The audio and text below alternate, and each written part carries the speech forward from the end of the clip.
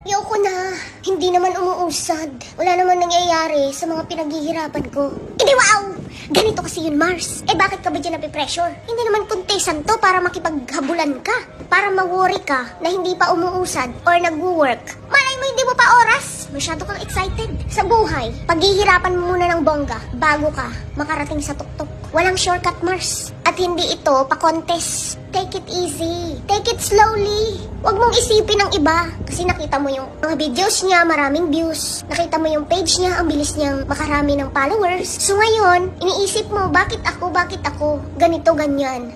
Kasi nga, pinagkukumpara mo yung sarili mo sa iba. Just be happy for them kung mabilis silang naka-reach ng 100,000 followers, million followers, because nakatanda na sa kanila yun. Baka ikaw na yung susunod. Kaya be grateful, be thankful, para mas lalo kang paulanan ng biyaya. Malay mo bukas, ikaw na pala yung susunod. We never know. Kaya stop comparing yourself to others kasi hindi siya nakakatulong. Nakaka-stress. Pag ba ikaw ay tumigil, may mangyayari ba? Wala. Kapag ba ikaw ay tumigil, dadami ang followers mo?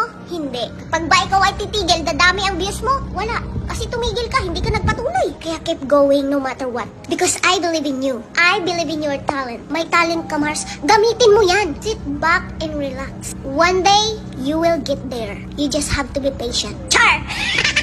Wala ka sa buhay niyo, mga dipong.